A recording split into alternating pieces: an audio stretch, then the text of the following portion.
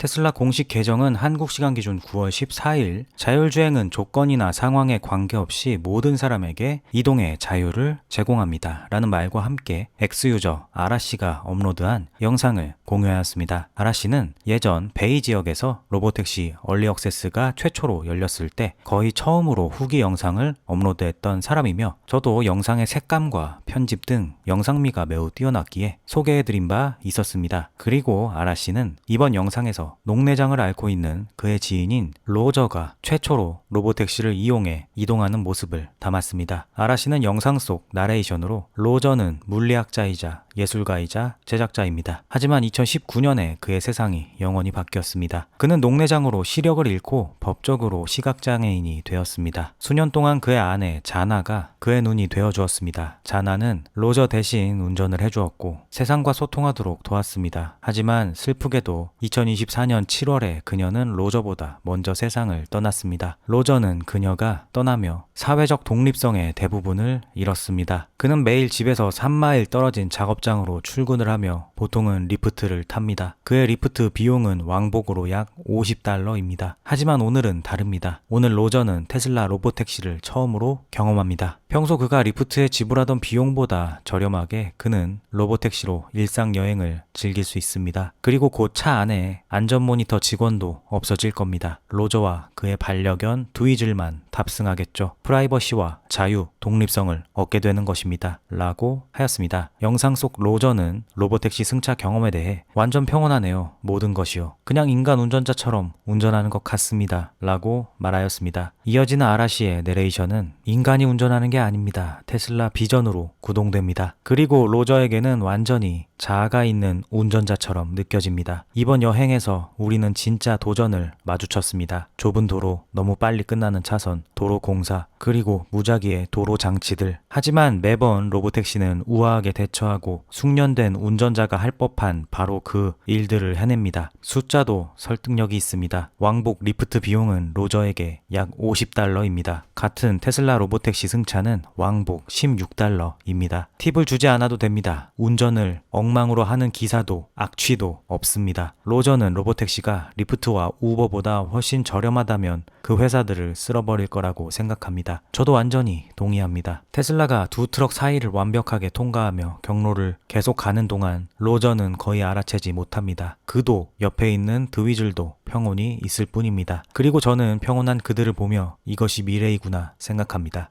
우리는 목적지에 도착했습니다. 진정한 선물은 이동의 자유입니다. 그게 이 이야기의 핵심이죠. 로저와 그와 같은 많은 운전이 어려운 사람들에게 테슬라 로보택시는 단지 한 곳에서 다른 곳으로 가는 게 아닙니다. 그것은 독립성, 존엄성, 그리고 당신이 사랑하는 일을 계속할 수 있는 기회에 관한 것입니다. 라고 하였습니다. 로저는 목적지에 도착한 뒤 승차는 완벽했습니다. 이 기술이 실제로 대중화된다면 저 같은 사람들에게 엄청날 겁니다. 물론 제 제한된 시력으로는 그것이 어떤 경로와 환경으로 이곳까지 왔는지 볼 순 없었지만 분명히 잘 해냈을 거라고 생각합니다. 저는 이 서비스를 항상 사용할 겁니다. 특히 반려견과 동승하는데 누구도 불평하지 않는 게 좋네요. 가격도 확실히 매력적입니다. 자율주행 테슬라 차량을 한 대 사고 싶군요. 그러면 제가 원하는 곳으로 갈 수 있으니까요. 제가 어딜 가고 싶어도 이전엔 리프트 요금이 너무 비쌌습니다. 따라서 친구가 데려다 줬습니다. 하지만 로보택시가 있다면 언제든 샌프란시스코에 갈 수 있을 겁니다. 해변에 갈 수 있겠죠. 제가 하고 싶은 일들을 훨씬 자유롭게 할 수 있을 겁니다. 정말 좋아할 거예요. 이건 정말 재미있군요. 라고 하였습니다. 아라시는 영상을 마무리하며 로저, 로보택시 시승을 시도해 주셔서 감사합니다. 앱이 안드로이드에서 사용 가능해지면 바로 알려줄게요. 당신과 자나는 항상 우리 동네에 햇살 같은 존재였습니다. 라고 하였습니다. 모든 이에게 이동의 자유를 부여한다는 로보택시의 본질이 담긴 이 아름다운 영상은 보는 이들 모두를 감동시켰습니다. 해당 영상은 X에서 9월 14일 오후 기준 45만 조회수와 1200개의 좋아요를 받았습니다. 테슬라 FSD 팀을 이끌고 있는 수장인 아숑 엘루스와미는 이 영상을 인용하며 하트 이모티콘으로 화답하였습니다. 정말 뿌듯할 거라 생각합니다. 해당 영상엔 많은 감동적인 댓글도 달렸습니다. 유저 칸트라는 자율주행은 우리의 친구와 가족들이 공격적이고 위험한 운전자로부터 자유롭고 안전한 여행을 할 수 있게 해줄 것입니다. 너무나 많은 끔찍한 사고가 발생하며 비극적으로 생명을 잃는 결과로 이어지고 있습니다. 저는 앞으로 자동차의 대다수가 자율주행이 되어 도로 안전에 혁신적인 변화를 가져오는 미래를 기대합니다. 라고 하였고, 유저 빈 바이트는 제 아내는 양손에 부상을 입어 극심한 통증 없이 운전을 할 수 없었지만 FSD 덕분에 어디를 가든 운전자를 필요로 하지 않고 독립적으로 지낼 수 있었습니다. 그녀는 FSD가 없는 차를 다시는 사고 싶어 하지 않습니다. 라고 하였으며, 유저 에드마일스는 저는 57세이며 5년 전 망막 박리로 인해 오른쪽 눈의 시력을 잃었습니다. 운전하는 것이 무서웠지만 직장에 가야 했습니다. 테슬라 모델 Y를 구매한 것은 제 인생에서 큰 전환점이었습니다. 더 이상 운전대에 앉는 것이 두렵지 않습니다. 테슬라의 FSD 팀에 감사드립니다. 라고 하였습니다. 또한 유저 데이비드 티보도 이 놀라운 기술은 우리가 지금 상상할 수 있는 것 이상으로 사람들의 삶을 크게 바꿀 것입니다. 아름답네요. 맙소사. 저는 테슬라와 FSD가 장착된 제 모델 3를 사랑합니다. 라고 하였습니다.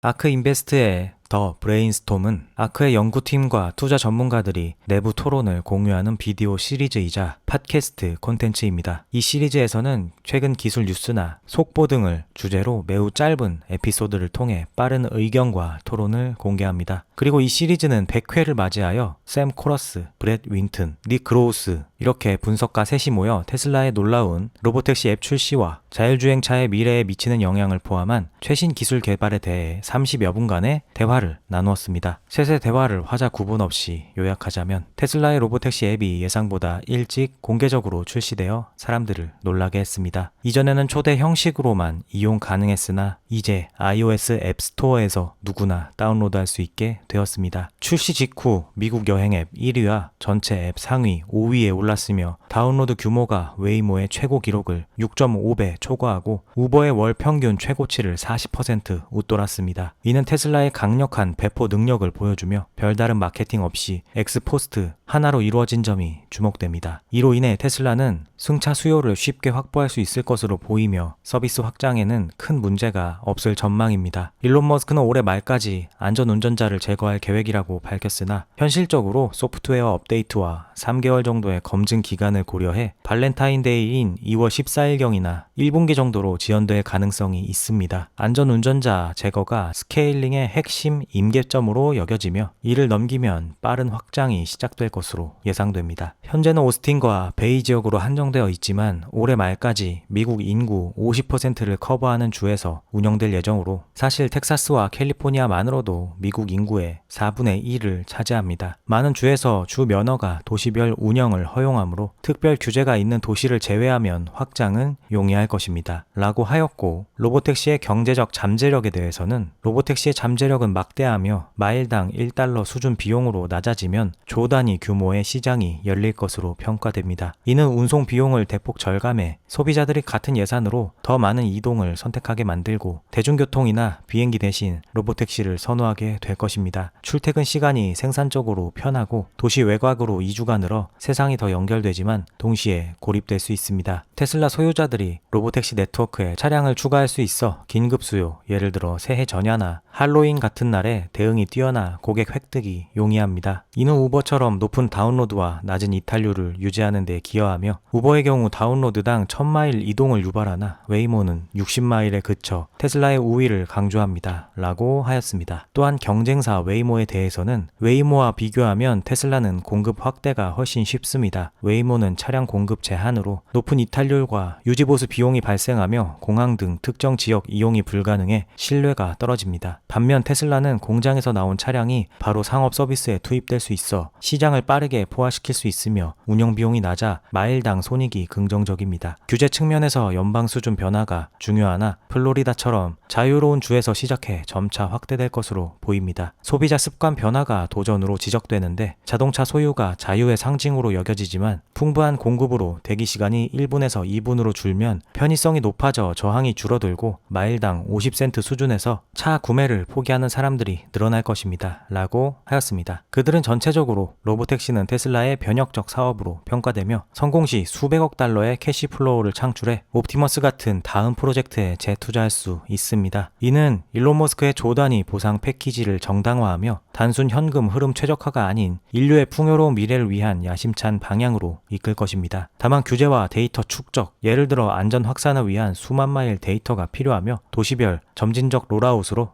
급진적 확대보다는 안정적인 램프업이 예상됩니다. 12개월 내 임계점을 넘을 가능성이 높아 시장이 과소평가한 기회로 보입니다. 라고 하였습니다.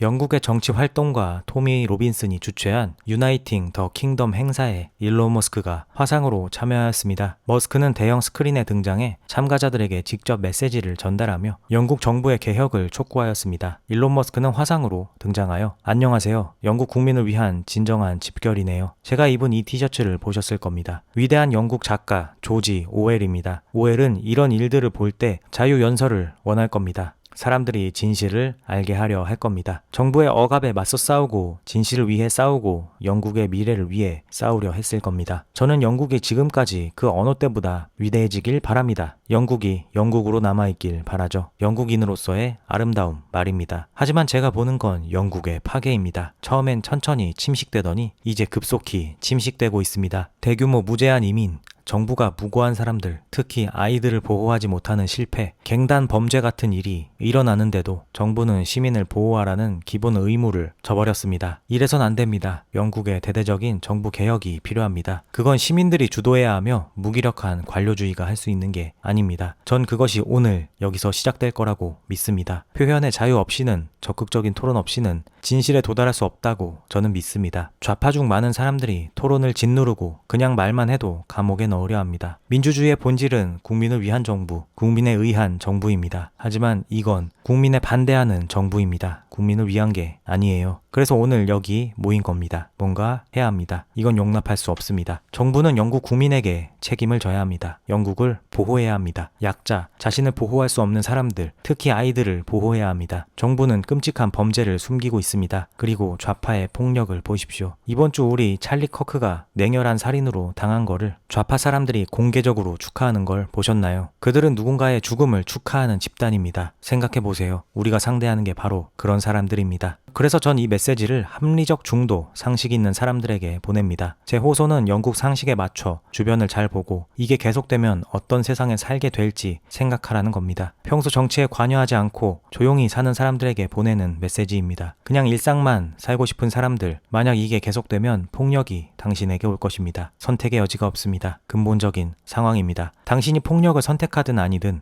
폭력이 당신에게 올 겁니다. 싸우거나 죽는 겁니다. 그게 진실입니다. 라고 하였습니다. 일론 머스크는 같은 날 X에 그에게 고맙다고 적혀진 깃발을 흔드는 영국 소년의 사진을 올리며 하트 이모티콘으로 화답하기도 하였습니다. 유저 몬테는 당신의 자유를 위한 목소리는 국경을 훨씬 넘어 울려 퍼집니다. 제 마음은 당신의 용기에 자부심으로 가득 차 있고 동시에 당신에 대한 걱정으로도 가득합니다. 빛과 힘이 항상 당신을 지켜주기를 빕니다. 라며 감사의 뜻을 전하였습니다.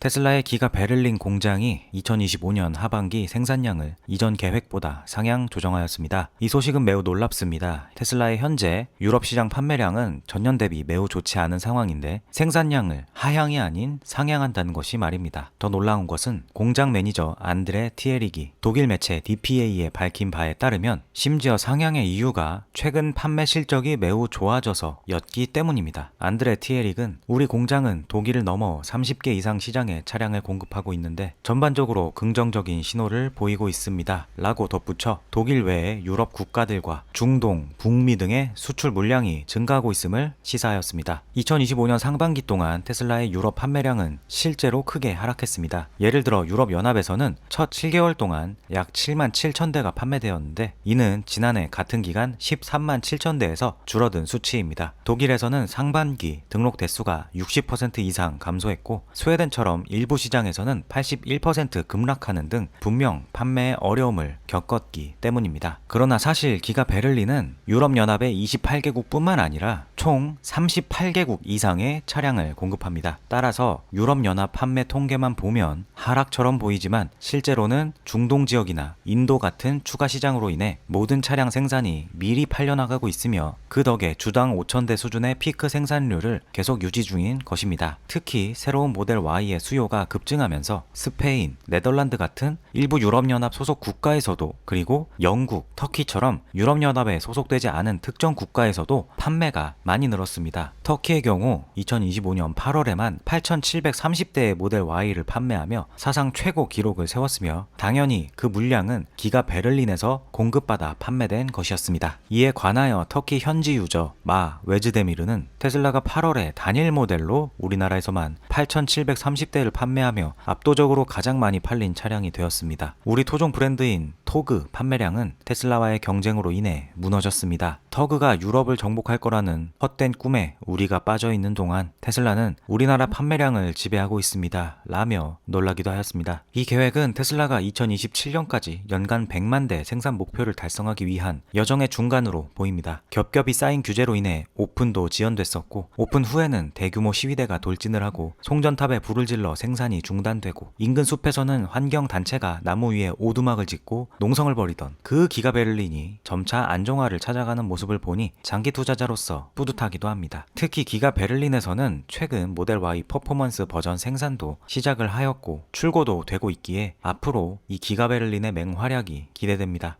또한 테슬라는 베를린 남동쪽에 새 R&D 센터를 설립한다는 소식도 있습니다. 2026년부터 250명 이상의 엔지니어와 기술자가 신모델과 배터리 개발에 투입될 예정으로 재료 연구, 차량 기술, 파워트레인 개발에 초점을 맞춥니다. 이는 테슬라의 유럽 내 신모델 개발과 배터리 혁신을 강화하기 위한 것으로 기가 베를린 공장과 연계된 전략이며 일론 머스크가 2019년에 베를린에 디자인 및 개발 센터를 세우겠다고 약속한 내용의 실현이기도 합니다. X에서는 이 소식이 긍정적으로 반향을 일으키고 있습니다. 유저 마리온 베커는 이는 일론이 항상 자신의 모든 기가 팩토리를 최대한 활용하기 위해 노력한다는 것을 보여줍니다. 그리고 변화가 필요하다면 그렇게 해야 합니다. 결국에는 결과만이 중요합니다. 정말 멋진 성과입니다. 라고 하였고 유저 비잔 툴루는 저는 테슬라의 기가 베를린 공장이 2025년 3분기와 4분기 생산에서 정말로 반등하고 있다고 생각합니다. 특히 견고한 판매 실적 덕분에 생산이 증가하고 있는데 이는 올해 초 글로벌 배송량이 13% 감소했다는 우울한 보고서와는 정면으로 반대되는 결과입니다. 유럽 판매가 강하게 버티고 있다는 것이 분명해 보이며 특히 1월에만 배터리 전기차 판매가 41.6% 급증한 점에서 지역 수요가 이러한 추세를 역행할 수 있음을 보여줍니다. 안드레 티에릭의 현명한 리더십 아래 이 공장은 단순히 테슬라의 유럽 내 첫 자체 배터리 제조 시설이 아니라 지속 가능성의 중심지로 자리 잡고 있습니다. 돌이켜보면 테슬라는 2022년에 유럽에서 23만 2천 대 이상의 차량을 판매하며 전년도보다 36% 증가하였으며 이런 긍정적인 분위기 속에서 전기차 수요가 여기서 급락한다는 이야기는 과장된 것처럼 느껴집니다. 테슬라의 대담한 움직임은 업계에서 앞서가고 있으며 배터리가 더 저렴하고 효율적이게 되는 혁신을 통해 전기차가 미래임을 증명하고 있습니다. 라고 분석하였습니다. 아담 조나스는 대표적인 테슬라 낙관론 분석가이나 테슬라 어닝콜에서 자율주행 관련해 라이다의 필요성을 여러 차례 언급하며 테슬라의 비전 기반 접근을 비판하거나 보완을 제안한 적이 있어서 테슬라 커뮤니티에서는 라이다 무쇠로 조롱받아 왔습니다. 조나스는 2018년경부터 테슬라가 결국 라이다를 채택할 거라는 식의 발언을 해왔는데 예를 들어 2018년 비즈니스 인사이더 기사에서 그는 테슬라가 라이다를 사용할 거라며 주가 목표를 제시하기도 해서 이는 머스크의 철학과 충돌에 팬덤의 반감을 샀습니다. 그런데 그가 최근 달라졌습니다. 아담 조나스는 모건 스탠리의 13번째 연례 라구나 컨퍼런스에서 최근 테슬라 FSD를 사용한 1400마일 약 2250km의 여행을 꽤 놀라운 경험으로 묘사했기 때문입니다. 아담 조나스는 컨퍼런스에서 휠에서 손을 떼고 페달에서 발을 떼고 거의 12시간 동안 운전하는 것은 직접 경험하지 않으면 감사하기 어려운 진정한 게임 체인저입니다. 지난 18개월 동안 거의 매번 운전할 때 FSD를 사용했습니다. FSD가 이동 경로의 99% 이상을 운전했습니다. 과장 없이 말입니다. 펜실베니아 턴파이크에서 한 번과 디트로이트 교외에서 한 번의 갑작스러운 폭우를 제외하고 맥도날드와 아비스 주차장에서 약간의 조작을 제외하면 정말로 휠을 만지지 않았습니다. FSD는 제가 기억하는 실수나 위기 상황을 만들지 않았습니다. 시스템은 고속도로를 매우 안전하고 자신있게 다룹니다. FSD 없이 다른 전기차를 사는 것은 상상할 수 없습니다. 게임 체인저입니다. 이 기술은 장거리 도로 여행에 대한 제 생각을 바꿉니다. 테슬라의 FSD를 $8,000 주고 산 것은 전혀 아깝지 않고 오히려 혜자처럼 느껴집니다. 라고 하였습니다. 흥미로운 것은 아담 조나스는 2021년 모델 Y를 운전했다는 것입니다. 즉 하드웨어 3 FSD 버전 12입니다. AI4 차량도 아닌 하드웨어 3으로 저런 경험을 했는데 AI4였다면 정말 더 크게 놀랐을 것 같습니다. 그런데 낙관론 분석가 중 그래도 가장 유명하다고 할 수 있는 그가 최신 버전의 FSD를 사용하지 않고 있다는 점은 꽤나 의외입니다. 직업상으로도 최신 버전을 사용하면서 분석을 해야 하지 않나 저는 그렇게 생각합니다. 유저 라훌 수두는 우리는 지금까지 몇 번 시애틀에서 라스베가스까지 왕복하며 사이버 트럭으로 운전했는데 FSD는 완벽한 게임 체인저입니다. 마지막으로 13.2.9 버전으로 운전했을 때는 주차장을 제외하고 전혀 개입할 필요가 없었습니다. 장거리 여행에서 더 이상 운전자 필요가 없습니다. 라며 아담 조나스에게 동의하였고 유저 라니 G는 테슬라는 최대한 빨리 그에게 AI4 버전 13 차량을 사줘야 합니다. 그의 목표 주가가 2배로 올라갈 겁니다. 분석가라는 직업을 갖고 있는 사람이 최신 기술을 제대로 평가할 수 없다는 건 정말 부끄러운 일입니다. 어떻게 아직도 하드웨어 3을 쓰고 있을까요? 도대체 무슨 생각을 하는 겁니까? 라며 어처구니 없어 하였으며 유저 티스포태그는 FSD를 이제 사기라고 주장하기는 어려울 겁니다. 그런 말을 하는 퍼드 유포자들을 여전히 이해할 수 없습니다. 그냥 하나 타보고 직접 확인하세요. 매우 실제적이고 마음을 사로잡을 겁니다. 라고 하였습니다.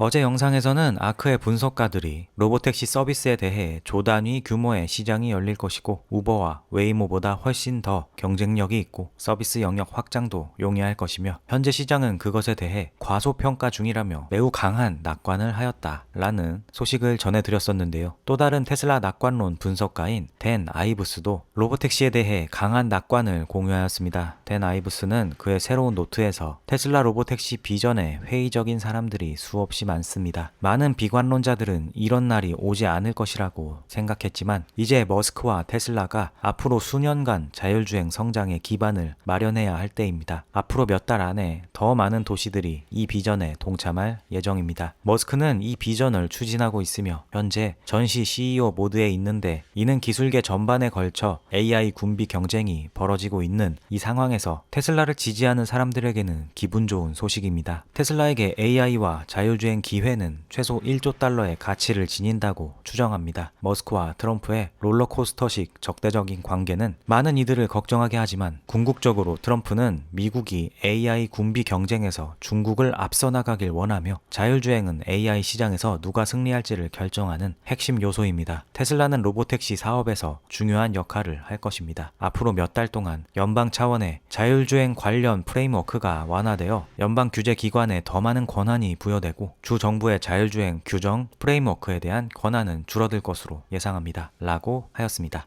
또한 테슬라는 로보택시 관련 핵심 서비스 엔지니어링 직무를 공개 채용한다고 밝혔습니다. 이는 로보택시 사업의 확장을 위한 시스템 구축에 초점을 맞춘 것으로 공항 이용 경험 매핑과 추가 요금, 할증 요금 처리, 실시간 가격 결정 시스템 개발을 주요 업무로 포함합니다. 테슬라가 로보택시 서비스를 위해 공항 관련 업무를 다루는 직원을 뽑는 이유는 이 서비스를 전 세계로 넓히기 위한 요금 관리와 운영 시스템을 더 튼튼하게 만들고자 하기 때문입니다. 때문입니다. 구체적으로 공항에서 차를 타고 내리는 경험을 자세히 분석하고 거기에 추가 요금이나 할증 같은 비용을 처리하는 시스템을 만드는 것입니다. 이 시스템은 시장 상황, 교통 흐름, 위치에 따라 요금을 실시간으로 조정해서 서비스가 더 돈을 잘 벌고 효율적으로 돌아가게 합니다. 공항은 사람들이 많이 모이는 곳이라 시간당 운송 수익이 매우 좋기 때문에 테슬라는 이 부분을 중요시할 수밖에 없습니다. 이 직무 채용은 지난주 전해드린 최근 샌프란시스코 베이 지역의 새 공항, 즉 샌프란시스코 국제공항, 산호세 국제공항, 오클랜드 국제공항과 승하차 허가 협의를 하는 소식과 직접 맞물려 있습니다. 2025년 9월 초 테슬라는 이 공항들의 로보택시 서비스를 도입하려고 관심을 보였고 이메일로 논의를 시작했으며 아직 허가가 나진 않았지만 협의가 진행 중입니다. X에서는 이 공고가 로보택시 세계 확장을 시사한다고 논의됩니다. 공고문에 전 세계 공항이라는 문구가 있었기 때문입니다. 유저 발렌 베이하는 다층 공항들은 로보택시가 해결해야 할 가장 큰 난제 중 하나가 될 것입니다. 게다가 건설 상황에 발맞춰 가는 것도 쉽지 않죠. 여기 샌디에이고 국제공항에서 그들이 하고 있는 걸 보면 이미 FSD를 엄청 헷갈리게 만들고 있습니다. 그나마 단충 구조인데도 말입니다. 그래도 이 문제를 해결하려는 그들의 의지가 기대됩니다. 라고 하였고 유저 필 포트만은 테슬라가 로봇을 위한 우버를 개발 중인 것 같습니다. 가격 책정 알고리즘과 전 세계 공항 지도를 보면 규모 확장에 상당한 관심을 두고 있는 것으로 보입니다. 라고 하였으며 유저 크레이그 고드는 테슬라가 이를 실행하여 윤리적인 방식으로 요금이 부과되고 설명되기를 바랍니다. 어젯밤에 택시를 탔는데 신용카드 결제가 끝난 후 화면에 모든 요금이 나오더니 결제 전에 숨겼던 약 $10의 추가 요금이 포함돼 있었습니다. 이건 불공평하고 비윤리적이며 현명하지도 않았습니다. 그들은 저를 속였습니다. 탐욕이 만연한 세상에서 테슬라는 이런 나쁜 상수를 하지 않을 만큼 현명하기를 바랍니다. 라스베가스에서 테슬라가 빨리 시작했으면 좋겠습니다. 라며 테슬라 로보택시의 빠른 확장을 염원하였습니다. 그럼 이번 영상은 여기까지 하겠습니다. 어제 가장 큰 화제를 불러일으킨 소식은 단연 일론 머스크의 테슬라 주식 매수였습니다. 어제 영상을 마무리하고 있는 단계에 이 소식을 접하게 되어 미처 포함하지 못했습니다. 구체적으로는 머스크는 2025년 9월 12일에 테슬라 보통주 약 257만 주를 장내에서 매수했습니다. 이는 약 10억 달러, 한화로 1조 3천억 원 규모로 주당 가격은 372달러에서 396달러 사이, 대략적인 평균 가격은 389.28달러 정도로 추정됩니다. 이 소식은 9월 15일 미국 증권거래위원회에 제출된 공시를 통해 공개되었으며 머스크의 신탁 계좌를 통해 이루어진 거래였습니다. 이전에 머스크는 2020년 2월 14일에 약 20만 주를 1000만 달러 규모로 매수한 바 있으며 이후 5년 7개월 만에 다시 테슬라 주식을 공개적으로 매입한 것입니다. 당시 2020년 매수 후 테슬라 주가는 급등하여 머스크에게 320%의 수익을 안겼습니다. 이번 매수는 금액 기준으로 머스크의 테슬라 주식 매입 역사상 최대 규모입니다. 이러한 맥락에서 이번 매수는 머스크가 테슬라의 장기 성장 잠재력을 재확인하는 행보로 보입니다. 흥미로운 점은 며칠 전 일론 머스크는 나중에 나에게 고마워하게 될 거야 라는 게시글을 업로드했었고 이 의미에 대해 정말 많은 의견이 있었는데요. 이번 주식 매수 시기가 그 게시글을 올린 뒤 얼마 지나지 않아서 이루어진 것으로 봤을 때 당시 그 메시지가 테슬라 주식 매수를 암시했던 것 아니냐 라는 추측이 나오고 있습니다. 유저 미스터 펀드맨은 일론 머스크는 나중에 나에게 고마워해야 할 거야 라고 포스팅한 후 공개 시장에서 10억 달러 규모의 주식을 매수했습니다 라며 그때 그 메시지가 주식 매수를 뜻한 것이었다고 해석하였습니다. 일론이 이 메시지를 그런 뜻으로 썼든 아니든 간에 이번 주식 매수로 인해 결론적으로 투자자들은 일론에게 엄청나게 고마워하게 되었습니다.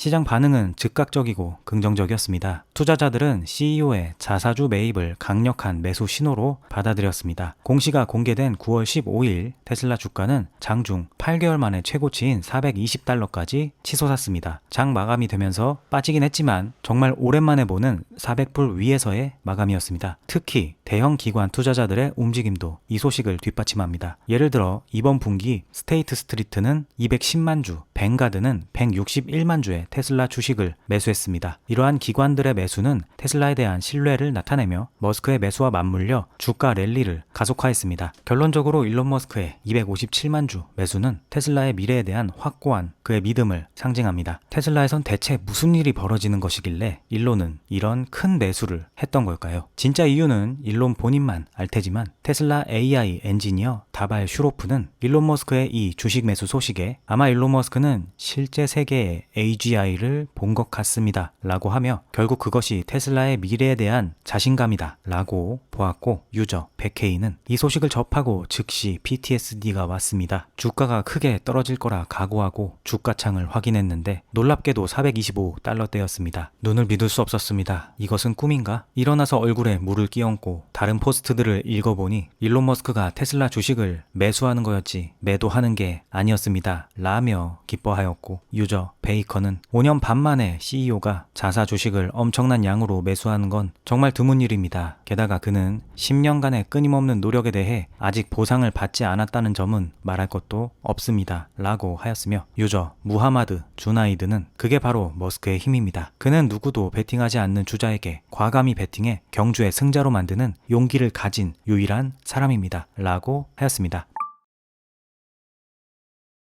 일론 머스크의 테슬라 주식 매수 후 주가 상승 소식에 분석가들과 투자 전문 계정들의 반응도 이어지고 있습니다. 하이퍼체인지의 갈릴레오 러셀은 본인의 비디오 컨텐츠에서 이번 일론 머스크의 10억 달러 매입에 대해 긍정적으로 평가했습니다. 그는 이번 매수를 머스크의 테슬라에 대한 강한 자신감의 증거로 보았으며 그것이 주가 상승을 촉진했다고 분석하였습니다. 그러면서도 머스크가 2018년 이후 보상을 받지 못한 상황을 지적하며 최대 8.5조 달러 가치 1조 달러 규모의 새 보상안을 강력히 지지하였습니다. 그는 이 패키지가 주주 이익과 머스크의 동기를 일치시키는 구조이며 시장 가치 2조 달러부터 8.5조 달러까지의 이정표를 명확히 제시한다고 설명하였습니다. 러셀은 테슬라가 머스크의 리더십 없이는 불가능하며 이 패키지가 사이버캡과 옵티머스 중심의 AI, 로봇 회사 전환 등 장기 성장을 뒷받침할 것이라 믿는다고 하였습니다. 테슬라 커뮤니티 내에선 논쟁적인 계정인 스쿼크 스퀘어도 이번 소식에 대해 일론이 4분기에 문턱에서 구매한 주식의 타이밍과 양을 고려하면 뭔가 숨겨둔 게 있을 거라고 생각합니다. 아마 테슬라의 새로운 차량이 곧 발표될까요? 그는 단순히 상승 추세를 랜덤하게 사지 않습니다. 그 뒤에 어떠한 아리송한 이유가 있지 않는 한요 라며 이번 주식 매수가 4분기에 일어날 어떠한 이벤트를 앞두고 이루어진 것 아닌가 하며 추측하였으며, 테슬라 인플루언서 알렉스는 테슬라 주가가 2025년에 500달러 이상으로 상승하더라도 누구도 놀라지 말아야 합니다. 하지만 그 이상으로 훨씬 더 올라갈 수도 있습니다. 과거 경험에서 알 수 있듯이 시장은 테슬라의 미래 할인 현금 흐름을 무시합니다. 왜냐하면 그것이 실현될 것이라고 믿지 않기 때문입니다. 그러다 갑자기 모두가 마음을 바꾸고 기회를 놓칠까봐 두려움이 시작될 때까지 말입니다. 그런 일이 일어나면 주가는 전례 없는 높이로 상승하다가 갑자기 조정을 받습니다. 우리는 현재 감정의 변화를 경험하고 있습니다. 이는 주로 풀 셀프 드라이빙, 오스틴과 베이 에어리어의 로보택시, 그리고 무엇보다 미래에 가능한 회사 가치 8조 달러의 2025년 최고 경영자 보상 계획의 발표에 의해 촉발되었다고 믿습니다. 이 중 어느 것도 실질적인 수익으로는 반영되진 않았습니다. 하지만 일론은 과거에 불가능해 보이는 목표들을 결국 구현해냈다는 것을 증명해냈습니다. 장기 투자자들은 편안히 앉아서 상승하는 가격을 즐기고 기다리라고 권합니다. 급하게 사고 파는 것은 손실만 초래하지만 기다릴 수 있는 사람들이 승리합니다 라고 하였습니다. 윌리엄 블레어의 분석가 제드 도슈아이머도 그의 새로운 노트에서 머스크의 테슬라 주식 매입과 배송 기대치 및 로보택시 롤아웃 상승 모멘텀을 결합하면 우리는 더욱 낙관적으로 변하고 있습니다. 이번 매입은 2020년 이후 머스크의 첫 매수입니다. 우리에게 이는 테슬라의 미래 사업에서 가장 중요한 부분인 로보택시에 대한 강한 자신감의 신호로 읽힙니다. 우리는 최근 테슬라 이사회와 만나 머스크의 성과 보상 패키지의 세부 사항을 논의했습니다. 이사회는 델라웨어 소송에서 자신들의 입장에 자신감이 있으며 연말까지 판결을 기대하고 있습니다. 새로운 텍사스 관할권에 있는 법원에서는 유사한 상황이 발생하지 않을 것으로 예상합니다. 머스크는 이사회의 전폭적인 지지를 받고 있으며 우리는 그가 주주들의 충분한 지지를 받아 이 패키지가 큰 성공을 거둘 것으로 기대합니다 라고 하였습니다. 올해 5월 새로운 교황으로 선출된 레오 14세가 가톨릭 뉴스 사이트 크럭스와의 인터뷰에서 임금 불평등을 사회 양극화의 원인 중 하나로 지적하며 CEO의 급여와 노동자 간 격차를 비판했고, 그 사례로 일론 머스크를 이야기해서 모두가 어처구니가 없었는데요. 그래서 전체 발언을 찾아보았습니다. 교황은 양극화 문제에 대해 언급하며 이것은 확실히 문제를 제기하고 이야기하는 한 가지입니다. 왜 세계가 그렇게 양극화되었는지, 무슨 일이 일어나고 있는지 파악하려는 더 깊은 성찰을 시작하는 것이 매우 중요하다고 생각합니다. 이것으로 이어진 많은 요소가 있다고 생각합니다. 모든 답을 가지고 있다고 주장하진 않지만 결과의 일부에서 현실을 분명히 봅니다. 2020년 위기와 팬데믹이 확실히 이 모든 것에 영향을 미쳤지만 더 이전부터 시작되었다고 생각합니다. 어쩌면 일부 장소에서 인간 삶이 무엇에 관한 것인지에 대한 더 높은 감각의 상실이 그것과 관련이 있을 수 있으며, 이는 사람들에게 여러 수준에서 영향을 미쳤습니다. 인간 삶의 가치, 가족의 가치, 사회의 가치입니다. 우리가 그 가치들의 감각을 잃는다면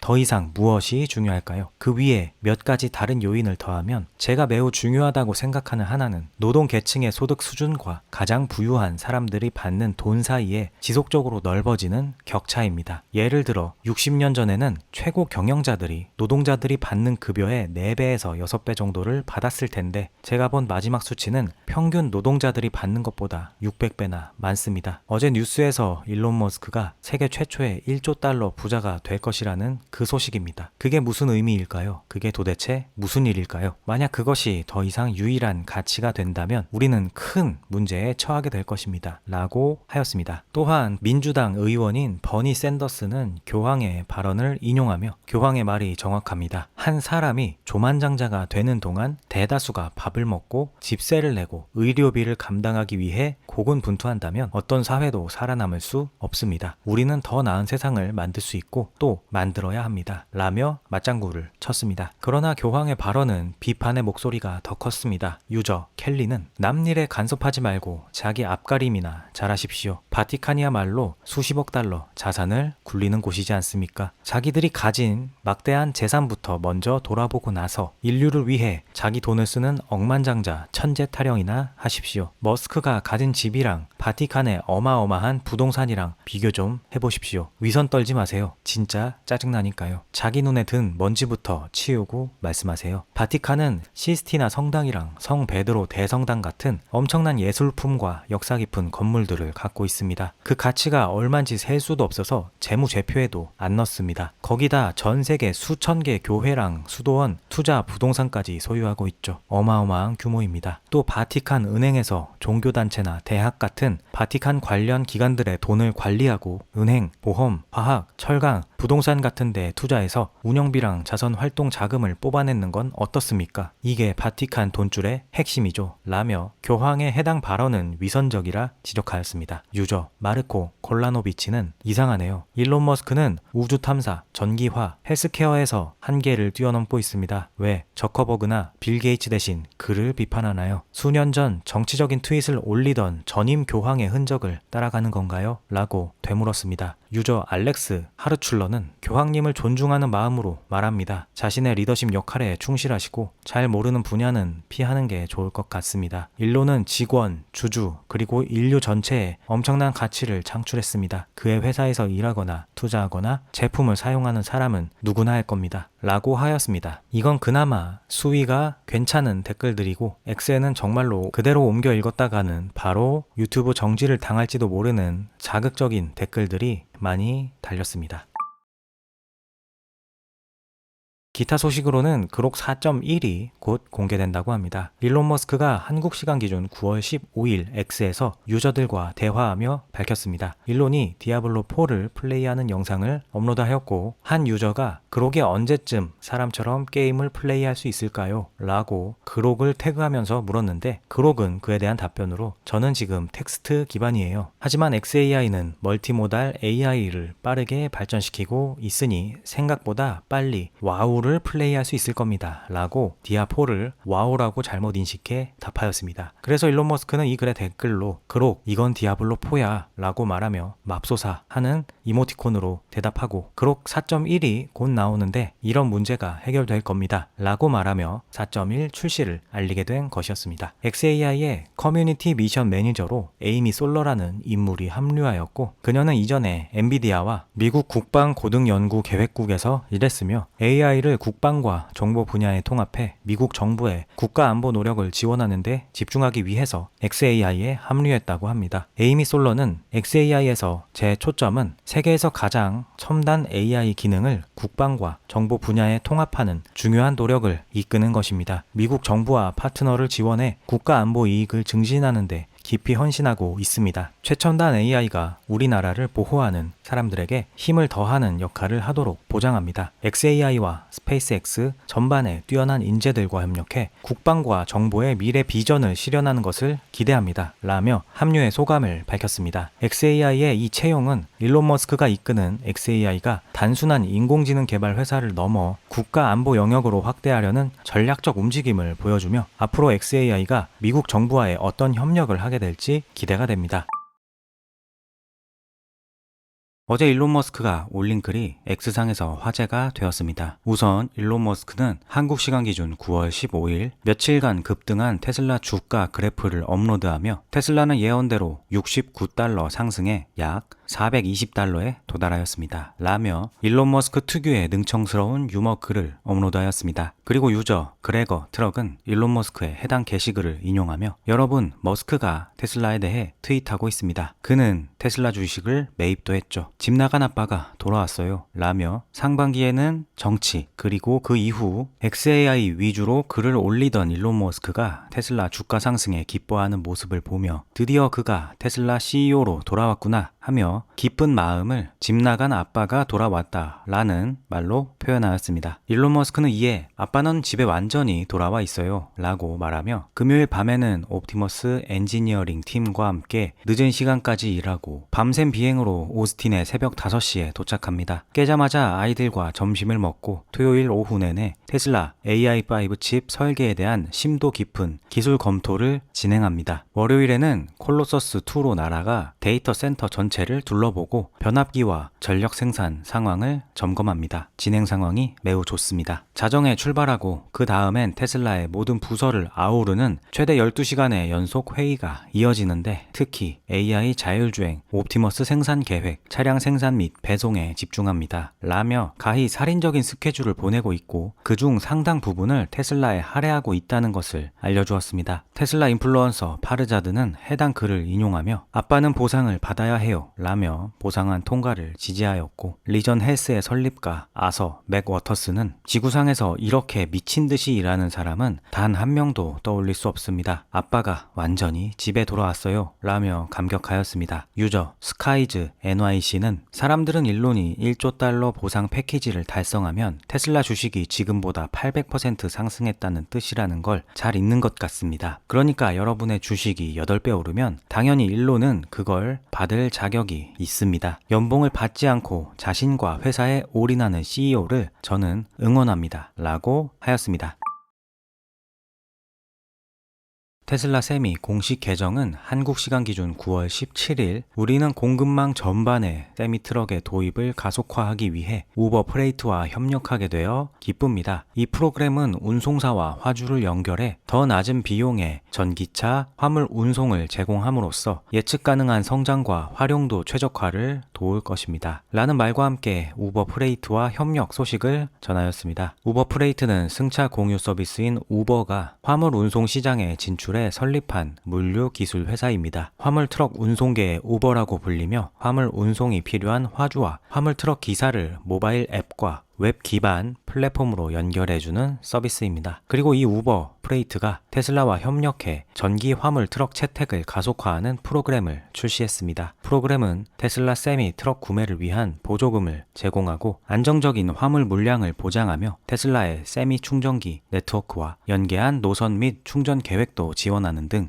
효율성을 최적화할 수 있도록 설계되었습니다. 우버 프레이트는 매년 거의 1,800만 건의 화물을 처리하며 수천 개의 화주와 협력하는 대형 대형 물류 플랫폼입니다. 이 프로그램은 운송사들이 테슬라의 전기 트럭 세미를 도입할 때 겪는 높은 초기 비용과 충전 인프라 문제, 수익 불확실성 등의 어려움을 해결하기 위해 마련되었습니다. 우버 프레이트는 이미 일부 운송사와 전기 트럭을 시범 운영하였고 이 경험을 바탕으로 프로그램을 개발했으며 테슬라 세미에 확장되는 충전 네트워크를 활용해 전용 경로를 설계합니다. 프로그램의 작동 방식은 다음과 같습니다. 먼저 참여 운송사는 테슬라 세미 구매 시 보조금을 받습니다. 이는 높은 초기 비용을 낮춰 접근성을 높입니다. 다음으로 우버 프레이트의 화주 네트워크와 연결된 단연간 전용 계약을 통해 안정적인 화물 수요를 확보합니다. 이는 운송사가 수익을 예측할 수 있게 해주며 화주에게는 신뢰할 수 있는 무탄소 용량을 제공합니다. 마지막으로 우버 프레이트의 광범위한 화물 네트워크를 이용해 고품질 화물을 지속적으로 매칭합니다. 이를 통해 테슬라 세미가 완전히 활용되도록 보장하고 운송사는 즉시 측정 가능한 수익을 얻습니다. 테슬라 세미는 최대 500마일 주행 범위 1.2메가와트 급속 충전 45,000에서 47,000 파운드의 적재 용량을 제공합니다. 그리고 가장 좋은 장점은 비용입니다. 세미의 충전 비용은 디젤 연료의 20에서 30% 수준으로 추정되며 유지보수 비용은 디젤 트럭 대비 최대 40% 줄어듭니다. 이러한 비용 절감은 속도, 주행거리, 디젤 및 전기 가격에 따라 다르지만 장기적으로 총 소요 비용을 낮춥니다. 프로그램 참여로 운송사는 이러한 이점을 즉시 누릴 수 있게 되는 것입니다. 우버 프레이트는 테슬라 세미와 2개월간 파일럿을 진행했습니다. 이 기간 동안 394시간 주행으로 12,377마일 약 2만 킬로미터를 달렸으며 평균 순 에너지 소비는 마일당 1.72kWh였습니다. 충전 시간은 총 60시간에 불과해 효율성을 입증했습니다. 참여 운송사들은 세미의 장기 효율에 열광했지만 초기 비용과 재정 위험을 우려했는데 이 프로그램은 바로 이러한 문제를 해결합니다. 그런데 흥미로운 점이 있습니다. 우버 프레이트의 새로운 CEO는 레베카 티누치로 이 이름이 익숙하신 분들이 계실 겁니다. 그녀는 2022년부터 2024년 테슬라 충전 인프라 수석 디렉터로 근무했으나 작년 머스크가 전시 모드에 들어서고 슈퍼차저 팀을 전면 해체 후 재구성할 때 회사를 떠난 인물이기도 합니다.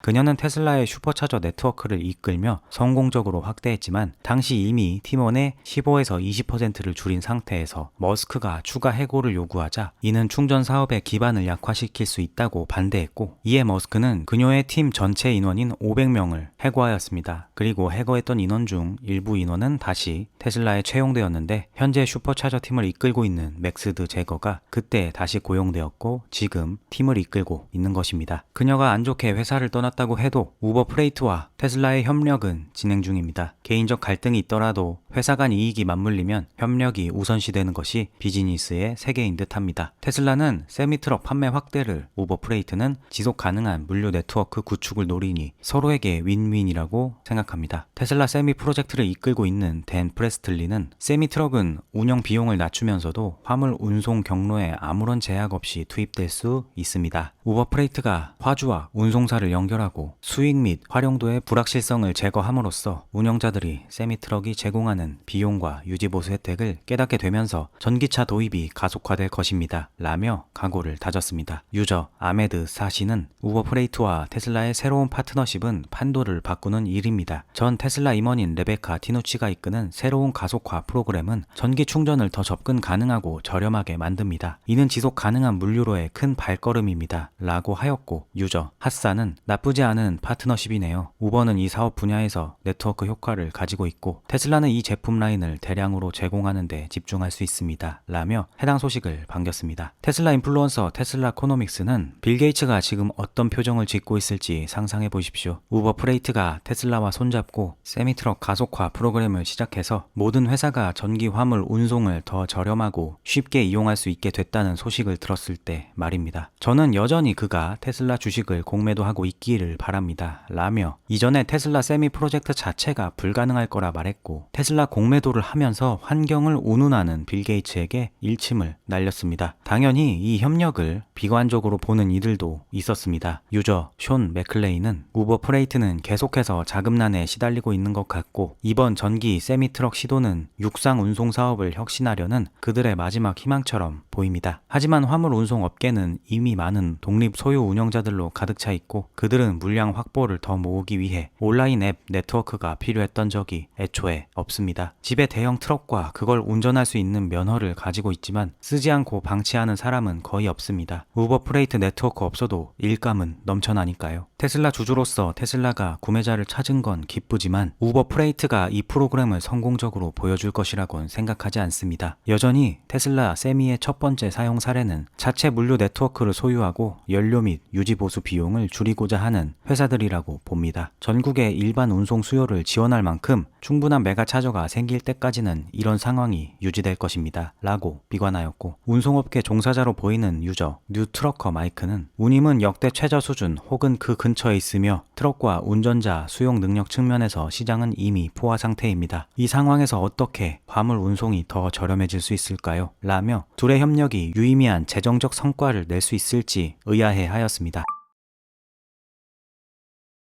테슬라 에너지 공식 계정은 9월 17일 파워월은 정전 보호 기능을 제공하여 중요한 일에 집중할 수 있게 합니다. 라는 말과 함께 파워월에 관한 20여 초간의 짧은 영상을 업로드하였습니다. 영상의 주인공은 아이들을 키우고 있는 엄마 로라의 나레이션으로 이루어지며 파워월은 에너지를 저장해 주기 때문에 비가 오거나 햇빛이 없는 날에도 언제든 사용할 수 있습니다. 전력 공급이 끊길 걱정 없이 음식을 안전하게 보관하고 아기들이 잘 잘 수 있도록 에어컨도 가동할 수 있어 매우 편리합니다. 바쁜 엄마인 저에게 큰 위안이 됩니다. 라는 내용이었습니다. 테슬라 자체 컨텐츠 영상미는 매번 볼 때마다 정말 훌륭하다 라는 생각이 듭니다. 유저 피드 램버트는 정말 동감입니다. 전력 사용이 많은 오후 4시부터 9시 피크타임에 파워월을 사용해 전력망에서 직접 전기를 끌어오지 않고 대신 파워월에 저장된 전기를 쓰면 매달 최소 $120의 크레딧을 벌게 해줍니다. 이것으로 우리 모델 Y 롱레인지를 충전하는 건 테슬라 주식을 장기 보유하는 것과 더불어 우리가 한 최고의 투자 중 하나입니다. 라며 파워월의 만족스러운 후기를 전하였습니다.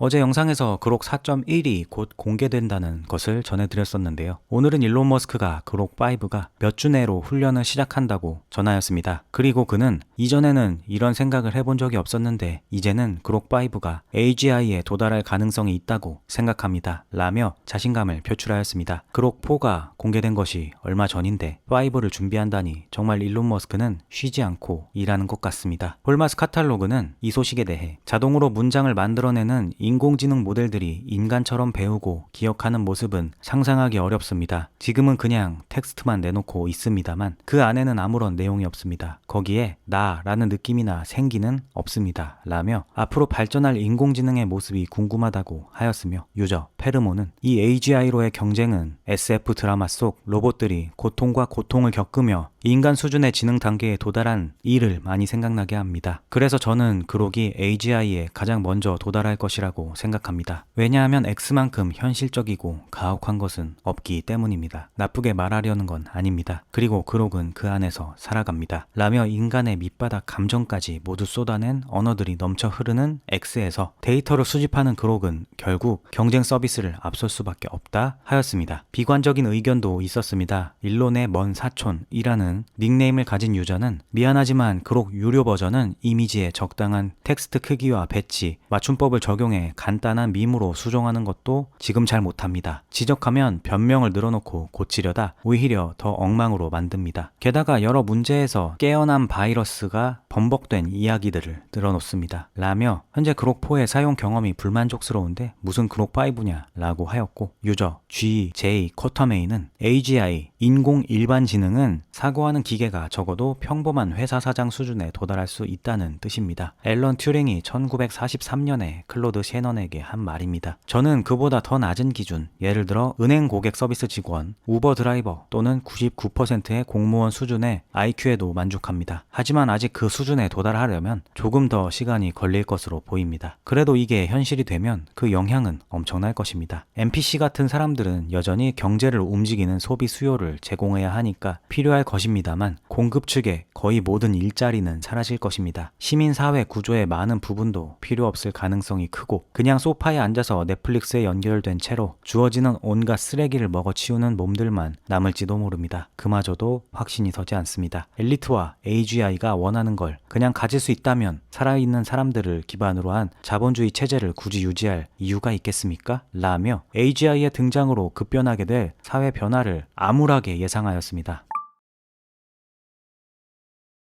기자, 인플루언서 등으로 한정 테스트를 진행하던 호주와 뉴질랜드의 FSD가 드디어 정식 출시되었습니다. 테슬라 호주와 뉴질랜드 계정은 한국 시간 기준 9월 17일 FSD 감독형은 이제 호주와 뉴질랜드에서 이용 가능합니다. 라는 말과 함께 30초간의 영상을 올리며 정식 출시를 알렸습니다. 게시글은 무려 반나절도 안 되어 620만 조회수를 기록할 정도로 많은 이들이 엄청난 관심을 보였습니다. 얼리 액세스 자격을 얻어 많은 FSD 컨텐츠를 제작했던 호주의 테슬라 크리에이터 라이언 코아는 해당 소식을 알리며 테슬라가 호주와 뉴질랜드에서 최초로 FSD를 공식 출시했습니다. 테슬라는 또한 가까운 시일 내에 호주에서는 월 149달러, 뉴질랜드에서는 159 뉴질랜드 달러로 구독 옵션을 추가할 것이라고 발표했습니다. 이건 소프트웨어를 체험해보고 싶은 사람들에게 좋은 기회가 될 것입니다. FSD를 경험하면 표준 오토파일럿으로 돌아가기 어렵습니다. 왜냐하면 이 기능은 차량에 완전히 새로운 두뇌를 부여하며 정말 훌륭하게 운전하기 때문입니다. 하지만 이건 감독이 필요한 시스템이라는 점을 강조하고 싶습니다. 방심해서는 안 됩니다. 항상 적극적으로 주의를 기울여야 합니다. 제 경험상 이 시스템은 놀라울 정도로 훌륭하지만 여전히 큰 실수를 할 수 있습니다. 시간이 지나면서 점점 나아질 것입니다. 현재 우리는 미국과 똑같은 소프트웨어 빌드를 사용하지 않아서 스마트 소환 같은 몇 가지 기능은 빠져 있습니다. 하지만 자동 주차 기능은 정말 잘 작동하며 현재 어떤 차량의 자동 주차 시스템보다도 우수하다고 생각합니다. 테슬라는 또한 호주와 뉴질랜드 전역의 전 시장에서 곧 시승 기회를 제공할 것이라고 발표했습니다. 테슬라 소유 여부와 관계없이 이 기술을 직접 체험할 수 있는 좋은 기회라고 생각합니다. 현재 지역적으로 테슬라는 기존 FSD 구매자가 새 모델로 업그레이드 할 때 FSD를 이전할 수 있는 제한을 제공하고 있지만 이 제한은 9월 말에 종료될 예정이며 연장 여부는 알려지지 않았습니다. 또한 현재 하드웨어 3 차량에 대한 업데이트 소식은 없지만 미국에서는 하드웨어 3 차량도 FSD 버전을 사용하고 있다는 점을 기억하세요. 하드웨어 3의 FSD는 AI4와 동일하진 않지만 여전히 매우 인상적입니다. 따라서 호주와 뉴질랜드에서도 비슷한 대우를 받을 수 있기를 바랍니다. AI4 소유자들에게는 오랫동안 인내심을 가지고 기다려온 모든 분들이 드디어 이 소프트웨어를 직접 경험할 수 있게 되어 정말 기쁩니다. 다운로드와 설치를 위해 와이파이 연결이 필요하며 약 1시간 정도 걸릴 수 있습니다. 제 차에 설치했을 때는 약 50분이 걸렸습니다. 그러니 인내심을 갖고 천천히 설치하시면 됩니다. 라고 하였습니다. 테슬라 에너지의 아시아 태평양 지역 디렉터인 요세프 타디치는 호주와 뉴질랜드에서 FSD 감독형 출시를 완성하기까지 여러분의 인내에 감사드립니다. 지난 몇 주 동안 여러분 모두에게 놀라운 레벨 2 경험을 제공하기 위해 세부 조정을 해왔습니다. 최신 OTA 업데이트 알림을 받고 내 차가 새 차로 깨어나는 것만큼 멋진 일은 없죠. 부디 즐기시고 여전히 감독이 필요한 시스템이라는 점을 기억하세요. 레벨 3와 레벨 4 자율주행으로 나아가면서 규제 당국과 경험을 쌓아가야 합니다. 라고 하였습니다. 호주의 테슬라 오너스 계정은 방금 사용해봤습니다. 정말 마음에 듭니다. 첫 운전은 체육관까지 20분 거리였습니다. 퀸즐랜드주 입스위치에서 여유롭게 운전해봤습니다. 이건 정말 혁신적입니다. 아직 베타 소프트웨어지만 다음 단계로 넘어간 느낌입니다. 아직 구매하지 않고 고민 중이라면 강력히 추천합니다. 라며 만족스러운 후기를 남겼습니다. 테슬라 AI 공식 계정도 해당 소식을 전하며 앞으로 더 많은 국가에서 열릴 겁니다. 라고 하였습니다. 그 국가 중에서 우리나라도 있길 바랍니다.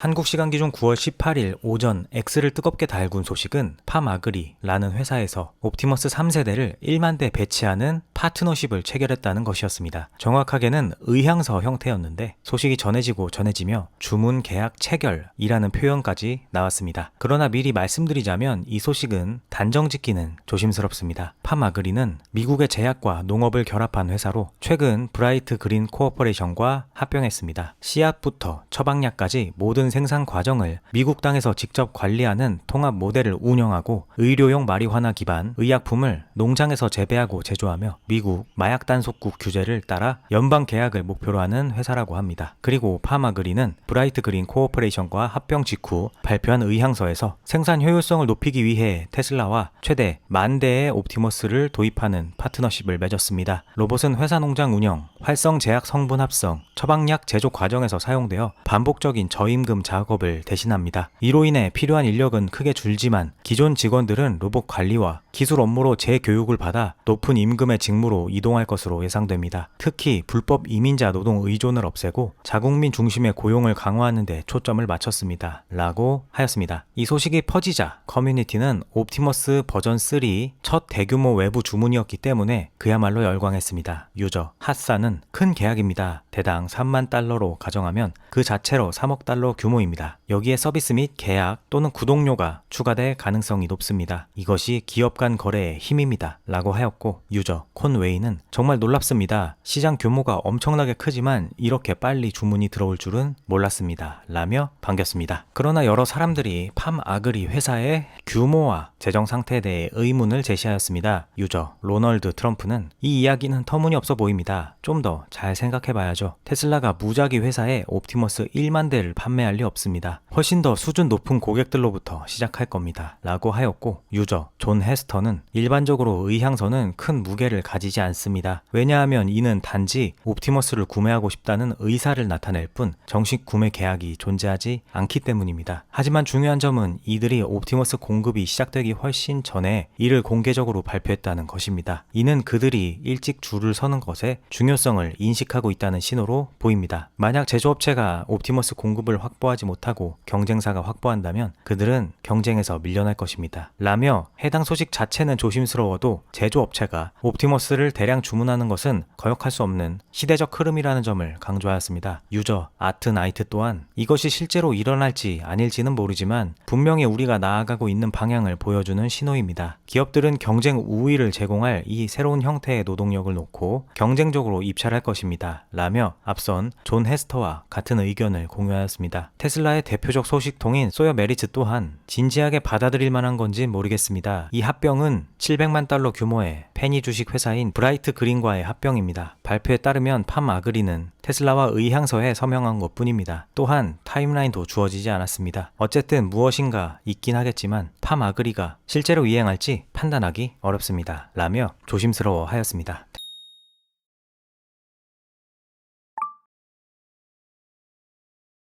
테슬라 소속 디자이너 프란츠 본 홀츠하우젠이 블룸버그와의 짤막한 인터뷰를 가졌습니다. 우선 사전 정보로 현재 미국 도로교통안전국은 2021년형 모델 Y 약 17만 4천 대를 대상으로 문 손잡이 관련 조사를 개시했습니다. 이 조사는 외부 손잡이가 작동하지 않아 승객이 차량 내부에 갇히는 문제를 중점으로 하며 특히 부모가 아이를 내리기 위하여 차에서 내린 후 손잡이가 고장나 아이가 갇힌 사례를 포함합니다. 미국 도로교통안전국은 9건의 소유주 불만 접수를 받은 상황이며 테슬라는 이 문제를 인지하고 있는 상태입니다. 또한 중국의 규제기관은 2027년 중반부터 완전 숨기명 문 손잡이를 금지할 계획을 추진 중인데 사고 시 외부 구조자가 문을 열어 탈출을 돕기 어려운 안전 문제를 이유로 합니다. 테슬라는 전 차종이 이런 디자인을 갖고 있기 때문에 만약 최대 전기차 시장인 중국에서 해당 규제가 시행된다면 테슬라는 대대적인 손잡이 디자인 수정이 불가피합니다. 진행자는 이와 관련해서 테슬라의 도어 핸들은 외부가 평평하고 내부 버튼은 전자식입니다. 지금 도로교통안전국과 중국에서도 이 문제를 검토하고 있다고 합니다. 이에 대해 재설계나 수정 방안을 고려하고 있나요? 라고 물었고 프란츠 본 홀츠하우젠은 우리는 이미 전자식 릴리즈 바로 옆에 기계식 릴리즈를 두고 이를 통합하고 있습니다. 그래서 위급 상황에서 당황하더라도 근육 기억으로 익숙한 곳을 바로 찾을 수 있습니다. 레버를 조금 더 세게 당기면 기계식인 릴리즈가 작동합니다. 이것은 현재 진행 중인 작업이고 이미 차량에 적용되고 있습니다. 라며 해당 문제를 인지하고 반영해 나가고 있다고 답하였습니다. 이어서 진행자는 좋습니다. 바로 대응할 준비가 되어 있는 거군요. 그런데 중국의 문제는 외부의 평평한 도어 핸들인 것 같습니다. 예를 들어 페라리처럼 손을 넣을 수 있는 작은 틈 같은 걸 만들거나 외부 디자인을 변경할 계획이 있나요? 라고 물었고 프란츠 본 홀츠하우젠은 네, 현재 그 부분도 작업 중이고 규제의 세부 사항을 검토하고 있습니다. 만약 규제가 시행되면 정말 좋은 해결책을 내놓을 겁니다. 저는 저는 그 점에 대해서도 걱정하지 않습니다. 라며 앞선 도로교통국의 조사도 중국의 규제도 잘 대응할 자신이 있다. 걱정하지 않아도 된다. 라고 하였습니다. 유저 칼스터는 합리적인 의견이지만 전체적인 스타일링이나 기능이 바뀌지 않기를 바랍니다. 테슬라의 도어 핸들은 특별한 점이 있습니다. 다른 자동차 회사들에게도 비슷한 디자인이 퍼져나가는 것을 보면 알 수 있습니다. 라고 하였고, 유저 가든 캐피털 매니지먼트는 테슬라의 현명한 결정입니다. 비상 상황에서는 밀리초 단위가 중요합니다. 수동식과 전자식 도어 릴리즈를 통합한 시스템은 자동차 안전의 새로운 글로벌 표준이 될 것입니다. 질문은 테슬라가 이 효과를 입증하려면 전 세계 당국이 이를 필수 기능으로 채택할 것인가 입니다. 라고 하였으며, 유저 셰인 크로프트는 우리는 테슬라 세대를 소유했고 아내는 최근 주니퍼 모델 Y를 인도받았으니 우리는 테슬라에 만족해왔습니다. 그런데 내 외부 도어 핸들이 정말 형편없다고 말해야겠습니다.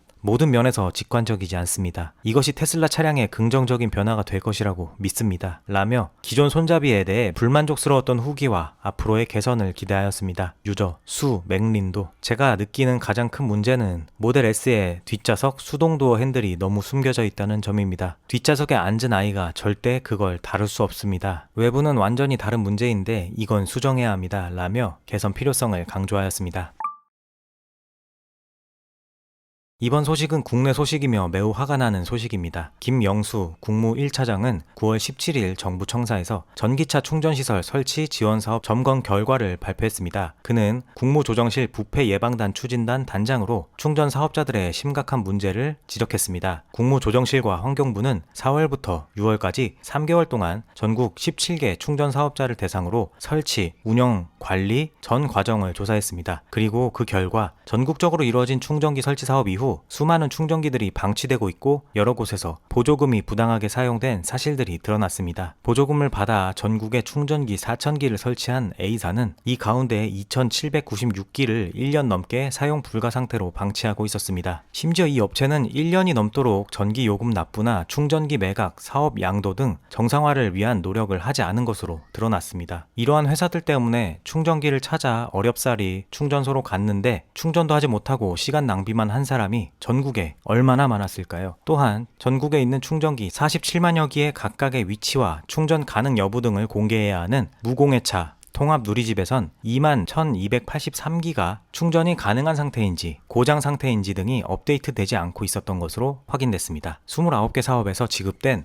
선급금 가운데 실제 충전기 설치에 쓰이지 않았는데도 반납되지 않은 돈은 92억 원에 달했고 이 가운데 59억 원은 추진단과 환경부의 조사가 끝날 때까지도 반납되지 않았으며 어떤 회사는 아예 선급금으로 받은 177억 원 가운데 73억 6천만 원을 빼돌려 다른 용도로 쓴 것으로 드러났습니다. 한마디로 한국의 전기차 사업은 수년간 개판으로 운영되고 있었으며 곳곳에서 부패한 인간들이 나라 돈을 맛있게 나눠먹고 그 어떤 책임도 처벌도 받지 않았던 겁니다. 부디 정상화되길 바랍니다. 김영수 국무조정실 국무 1차장은 정부는 이번 점검 결과를 토대로 전기차 충전시설 설치 지원 사업을 더욱 투명하고 엄격하게 관리하고 지속적인 제도 개선 및 철저한 사후 관리를 통해 국민이 안전하고 편리하게 전기차 충전시설을 이용할 수 있도록 최선의 노력을 다하겠다고 하였습니다. 개인적인 바람으로는 그냥 슈퍼차저나 더 많이 늘어났으면 좋겠습니다. 호주와 뉴질랜드에 FSD가 정식 배포된 지 하루가 지났고 관련 후기들이 X에 업로드되고 있습니다. 우선 X 유저 스티븐 D. 피에트로는 FSD의 첫 경험을 테슬라 FSD는 자신감 넘치고 보수적이며 명확하고 혼란이 없고 교통 틈새를 재치 있게 파고들며 서두르고 싶은 마음을 없애주는 차분함과 보행자를 나보다 먼저 보는 안전함을 갖췄으며 영상으로 보던 그대로의 성능을 보여주고 법을 철저히 따르며 여유로운 운전 경험과 어떤 최고급 수식어도 어울릴 만큼 놀라운 기능을 제공하고 움직일 수 없는 사람들에게 필수적이며 차선 변경이 매우 부드럽고 운전을 즐겁게 만들어줍니다. 라고 요약하며 주행 영상을 같이 업로드하였습니다. 영상 속 그는 2019년부터 20년 초기 오토파일럿의 팬텀 브레이킹 경험으로 인해 엑셀레이터를 더 자주 밟는 습관이 개인적으로 생겼으나 FSD가 배포되었으니 이제 그럴 필요가 없고 이 습관을 고쳐야겠다고 언급했습니다. 그는 FSD의 차선 변경은 매우 부드럽고 그것은 비행기의 부드러운 착륙과 같다고 표현했으며 때로는 차선 변경을 인지하지 못할 정도로 자연스럽다고 하였습니다. 또한 속도 제한을 잘 지키며 운행하고 신호등에서도 자동으로 출발하는 모습이 인상적이라고 하였습니다. 하지만 시속 100km 구간에서 앞차가 95km로 느리게 갈 때 추월이 덜 공격적이라서 아쉬움도 있다고 하였습니다. 회전 교차로나 일반 교차로에서는 처음엔 불안했지만 점차 제어를 믿고 맡길 수 있는 자신감이 생겼으며 과거 오토파일럿의 불안정한 동작 때문에 완전히 편안에 의존하진 않지만 점점 더 신뢰하고 있다고 밝혔습니다. 그의 아내는 과거의 오토파일럿을 싫어했으나 최신 버전의 부드러운 주행을 경험한 첫날부터 긍정적인 반응을 보였으며 더 자신감을 가질 것으로 기대한다고 평가하였습니다. 유저 테슬라 인더공은 하드웨어 3 오너지만 시승차를 통해 FSD를 경험하였다고 합니다. 그는 1분 20초가량의 영상을 업로드하며 오늘은 정말 멋진 날입니다. AI4 차량에서 FSD를 구매한 모든 분들은 오늘부터 호주에서 FSD 감독형을 이용할 수 있게 되었습니다. 정말 기쁩니다. 하드웨어 3 차량에서 FSD를 구매한 저 같은 사람들은 아마 좀 더 기다려야 할 것입니다. 언제가 될진 모릅니다. 테슬라 오스트레일리아가 시간표를 알려주면 좋을 것입니다. 그래도 모든 분들께 정말 기쁜 날입니다. 저는 호주에서 FSD를 시험 운전했습니다. 여기서 처음으로 시험 운전한 사람 중 한 명이었습니다. 테슬라가 제공한 시승차 테슬라 모델 3로 그걸 할 수 있어서 정말 기뻤습니다. 환상적인 경험이었습니다. 호주의 많은 사람들이 이제 이 놀라운 기술을 즐기고 있을 것이라고 확신합니다. 테슬라 오스트레일리아 AI4 차량 모두에 FSD를 출시해 주셔서 감사합니다. 하드웨어 3 차량에도 곧 적용되길 바랍니다. 기대하고 있겠습니다. 아숍 엘루스와미가 이끄는 테슬라 AI 팀에 정말 많은 사랑과 감사를 보냅니다. 대단합니다. 그리고 일론 머스크, 이 기술을 호주에 보내주셔서 정말 감사합니다. 우리는 당신을 정말 사랑합니다. 건배합니다. 라며 감격의 후기를 남겼습니다. 유저 롭 그리브스는 호주에서 FSD 감독형을 사용해본 후 딱히 할 말이 많지는 않습니다. 대부분의 시간 동안 완벽하게 운행하였습니다. 지금까지 발견한 몇 가지 사소한 문제는 다음과 같습니다. 속도가 너무 느립니다. 이는 테슬라가 이미 인지하고 있는 문제로 다음 빌드에서 수정될 것으로 보입니다. 이 경우 해결 방법은 간단합니다. 속도값을 10% 정도 올려서 설정하고 필요할 때 가속 페달을 밟으면 됩니다. 또 우회전 후 로터리에서 빠져나올 때 왼쪽 방향 지시등을 켜지 않는 경우가 있습니다. 해결 방법은 직접 방향 지시등을 켜는 것입니다. 테슬라가 이를 빠르게 수정할 것으로 보입니다. FSD를 지금 호주에 배포한 것은 너무나 좋은 선택이었습니다. 저를 정말 행복하게 해줬습니다. 의심의 여지 없이 이건 제 운전 일상을 영원히 바꿔놓았습니다. 라고 하였습니다. 극찬 리뷰만 있는 것은 아니었습니다. 유저 롱정은 호주에서 FSD 감독형으로 첫 운전을 했습니다. 솔직히 말해서 제 취향에는 너무 느리고 다른 운전자들에게도 아마 짜증을 유발할 겁니다. 미국에서처럼 서두름 프로필로 속도 조정을 할 수 있다면 해결될 것 같습니다. 지금은 운전이 느긋한 느낌입니다. 제 느리다는 발언을 명확히 하자면 순항할 때의 속도를 말하는 것이 아닙니다. 호주에서는 과속이 엄격히 단속되므로 FSD가 속도 제한을 지키는 건 당연히 좋습니다. 다만 문제는 교통 흐름에 따른 상황에서 느린 속도 때문에 위험해질 수 있다는 점입니다. 예를 들어 교통 흐름에 너무 느리게 합류하거나 마주오는 차량이 있는 상황에서 오른쪽으로 너무 느리게 회전하면 다른 차량들이 속도를 내고 있는 상황에서 위험이 커집니다. FSD는 모든 조작을 매우 잘 수행할 수 있는 것 같으니 더 빠른 실행만 있다면 완벽할 것입니다. 라며 전반적으로 만족하나 특정 상황에서 느린 속도가 불만이라고 하였습니다. 이 부분에 관하여 유저 뉴턴 밤은 저는 미국에서 FSD를 항상 서두름 모드로 사용합니다. 테슬라의 FSD는 속도보다 안전을 우선시하는 것 같아 합리적입니다. 가끔 주차장에서 나와 처음 회전을 할 때는 제가 직접 운전하는데 그게 조금 더 빠릅니다. 라고 하였습니다.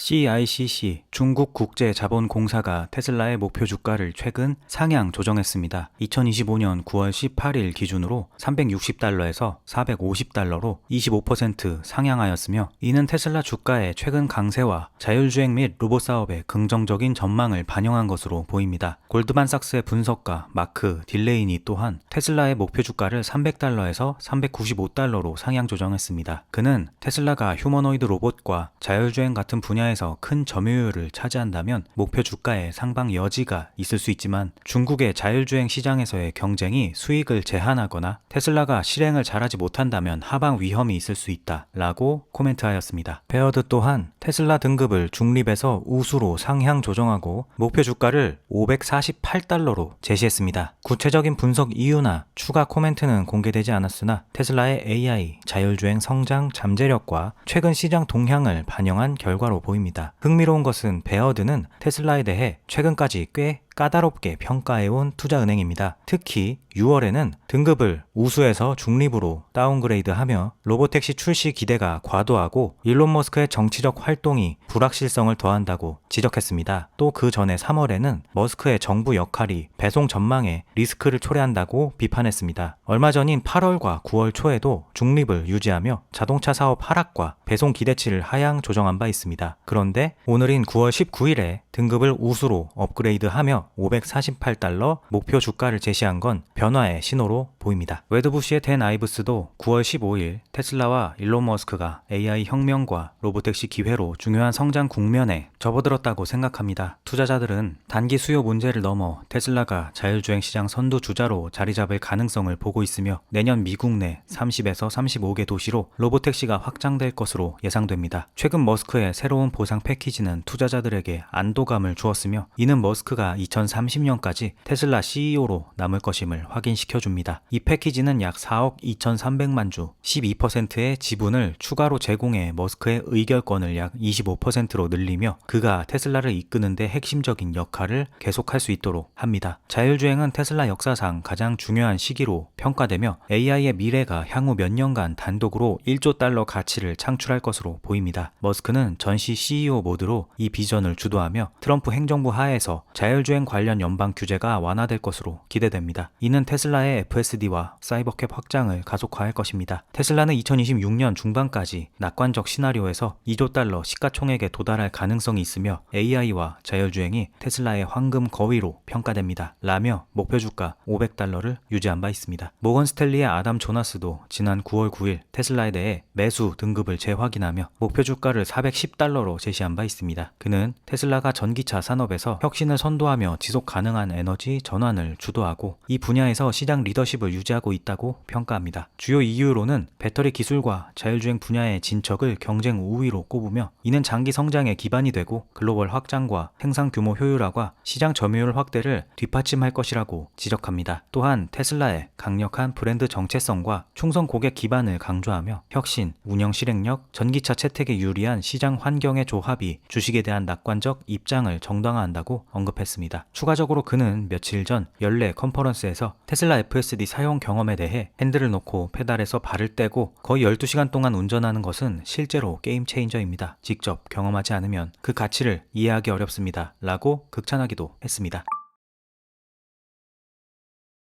테슬라 옵티머스 팀의 AI 책임자 아시시 쿠마르가 테슬라를 떠납니다. 그의 다음 직장은 메타입니다. 아시시 쿠마르는 한국 시간 기준 9월 19일 본인의 X 계정에 테슬라를 떠나기로 결정했습니다. 옵티머스 AI 팀을 이끌며 놀라운 여정을 보냈습니다. 우리는 확장 가능한 방법에 전념했고 기존 스택을 강화 학습으로 대체하고 비디오 학습을 통해 민첩성을 확장했습니다. AI는 휴머노이드를 가능하게 하는 가장 중요한 요소입니다. 라고 하였습니다. 아시시 쿠마르는 2023년부터 테슬라 옵티머스 프로젝트의 AI 책임자로 활동하며 로봇의 자율 보행, 조작, 내비게이션, 자율 충전 등 핵심 AI 기능을 강화 학습과 비디오 학습 기반으로 혁신했습니다. 특히 신경망을 적극 도입해 지형 적응성과 자연스러운 동작을 향상시켰으며 하나의 신경망으로 텍스트 지시를 이해하는 자율 업무 수행을 달성했습니다. 그의 활약 안에 옵티머스 팀은 데이터 수집을 20배 확대하며 스케일링을 가속화했습니다. 그는 5월 다양한 작업을 수행하는 옵티머스의 영상을 공유하며 모든 작업은 텍스트 지침을 이해하는 동일한 신경망에서 수행됩니다. 우리의 기술적 돌파구는 인간이 작업을 수행하는 1인칭 시점 비디오에서 직접 학습한 것입니다. 이를 통해 로봇 데이터만 사용할 때보다 훨씬 빠르게 새로운 기술을 확장할 수 있습니다. 라고 말한 바 있습니다. 엔지니어링 기술업계, 특히 소프트웨어와 인공지능 분야에서 회사를 자주 옮기는 것은 매우 흔한 일이며 테슬라 정도 규모의 회사라면 그런 일은 더 빈번할 수밖에 없습니다. 옵티머스 엔지니어링 부사장이었던 밀란 코박도 머스크의 해결사로 불리우며 유럽과 북미 판매 총괄을 하던 오미드 압샤르도 회사를 떠났으나 옵티머스 프로젝트는 순항하며 버전 3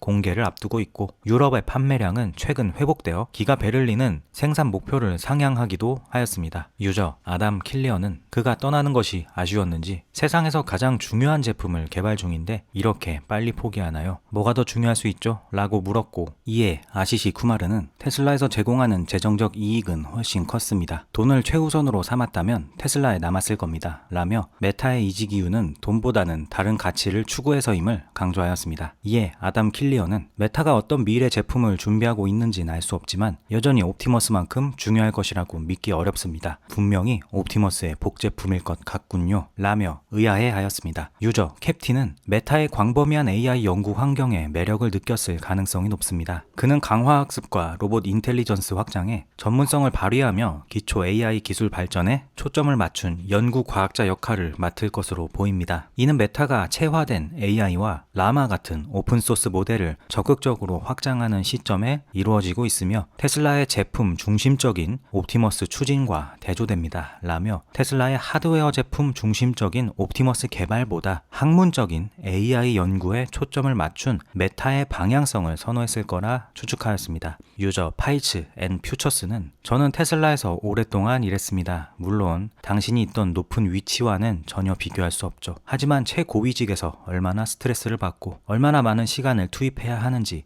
알 수 있습니다. 그게 이유 중 하나일 거라고 확신합니다. 테슬라의 이직률이 높은 데는 이유가 있습니다. 정말 업무 강도가 엄청나거든요. 라면서 그가 회사를 떠난 이유를 이해하였습니다. 유저 아이켄 플랜트는 그동안의 성취에 감사드립니다. 이제 언론에선 테슬라의 매우 중요한 인재가 떠난다고 망할 거라 노래를 부르겠군요. 이건 별일이 아니고 테슬라는 여전히 매수하기 좋은 회사인데 말이죠. 라며 곧 언론에서 그의 퇴사에 관해 악성 기사를 발행할 것이라 예측하였습니다. 그럼 이번 영상은 여기까지 하겠습니다. 저는 다음 영상에서 찾아뵙겠습니다.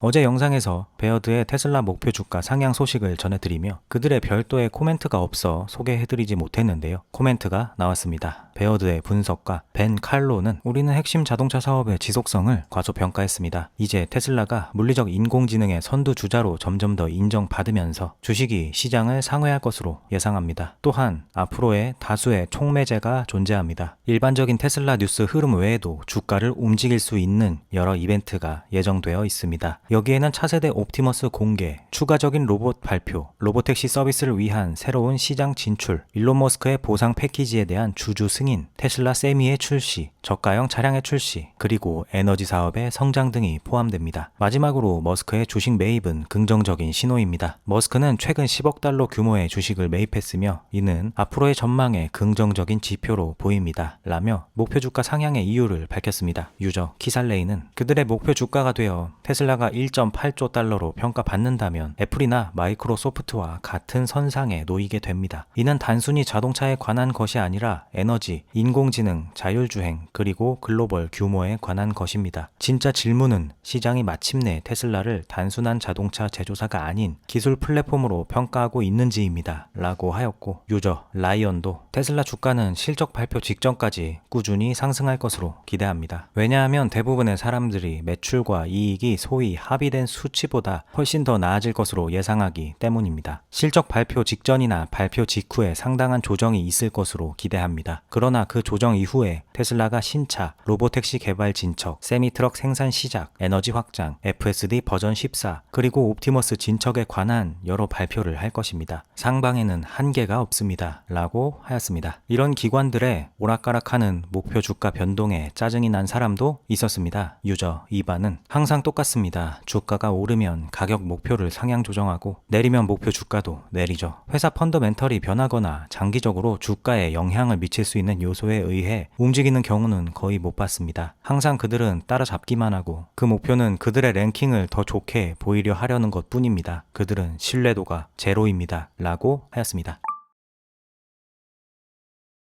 테슬라의 자율주행 기술이 또 한 번 중요한 진전을 이루었습니다. 9월 20일 애리조나 교통부로부터 테슬라가 공공도로에서 자율주행 차량 테스트를 시작할 수 있는 승인을 받은 것입니다. X의 대표적인 소식통인 소여메리츠는 한국 시간 기준 9월 20일 속보입니다. 테슬라가 애리조나 교통부로부터 공공도로에서 자율주행 차량 테스트를 시작할 수 있는 공식 승인을 받았습니다. 오늘 애리조나 교통부에 직접 확인한 결과 테슬라가 안전운전자와 함께 애리조나에서 자율주행 차량을 테스트할 요구 사항을 충족했다고 합니다. 테슬라는 안전운전자를 동반한 자율주행 차량 테스트 계획을 명시한 자체 인증서를 제출했습니다. 애리조나 교통부의 차량 관리 부서는 이 자체 인증서 접수를 인정했습니다. 명확히 하자면 이는 안전운전자를 동반한 테스트에 한정된 것이며 고유 탑승 서비스 운영을 위해서는 별도의 허가가 필요합니다. 하지만 오늘 이 소식은 여전히 큰 진전입니다. 라는 말과 함께 해당 소식을 전하였습니다. 그가 첨부한 이미지 캡처 화면엔 애리조나 교통관리부로부터 받은 메일 내용이 담겨 있었습니다. 해당 내용은 테슬라는 안전운전자를 동반한 자율주행 차량을 애리조나에서 테스트할 계획을 명시한 자체 인증서를 제출했습니다. 애리조나 교통부의 차량관리부서는 이 자체 인증서 접수를 인정했으며 여기서 테슬라는 다음 사항을 증명합니다. 해당 차량은 모든 적용 가능한 연방법, 규정 및 지침을 준수하며 적용 가능한 인증서, 등록, 면허 및 보험 요구 사항을 충족하고 애리조나주의 모든 적용 가능한 교통 및 차량 안전법과 규정을 준수할 수 있습니다. 자동화된 운전 시스템을 테스트하거나 운영하는 사람은 교통법 또는 차량법을 준수하지 못할 경우 교통 위반 또는 기타 적용 가능한 처벌을 받을 수 있습니다. 차량은 회사에서 승인한 훈련된 직원, 계약자 또는 기타 인원이 운영하거나 감독합니다. 애리조나 교통부 차량관리부서는 이 자체 인증서 접수를 인정했습니다. 였습니다. 애리조나 교통부가 테슬라의 자체 인증서를 인정했다는 점은 안전운전자 동반 테스트를 위한 초기 단계입니다. 개인 FSD 데이터와 달리 이 테스트는 로보택시 개발을 위한 체계적 대량 데이터 수집을 목적으로 하며 엣지 케이스 검증을 통해 신경망 학습을 강화하는 데 초점을 맞출 것으로 보입니다. 즉 얼마 전 승인된 네바다는 로보택시 상용화에 가까운 허가인 반면 애리조나는 기술 검증 중심의 기반 마련으로 볼 수 있습니다. 결국 각각 주의 규제 환경에 따라 속도는 다르나 네바다든 아리조나든 로보택시 상용화라고 하는 최종 목표를 향해 나아가고 있는 것은 같습니다. 유저 벤자민 슈로더는 실제 라이드 헤일링 서비스가 그곳에서 출시되기까지 오래 걸리지 않기를 바랍니다. 로보택시 서비스를 시작해야 합니다. 안전운전자가 필요하더라도요. 라고 하였고 유저 사이먼 피는 자율주행 차량 개발에 대한 훌륭한 소식입니다. 더 많은 주가 안전운전자를 동반한 테스트를 허용하는 것을 보는 것은 이 기술을 앞으로 나아가게 합니다. 이는 테슬라의 이 분야 작업에 대한 명확한 진전의 신호입니다. 라고 하였으며 테슬라 인플루언서 파르자드는 테슬라의 로보택시 확장이 매우 빠르게 진행되고 있습니다. 월스트리트가 이를 놀라워하는지 궁금합니다. 개인 투자자들은 진작에 알고 있었던 바입니다. 라고 하였습니다.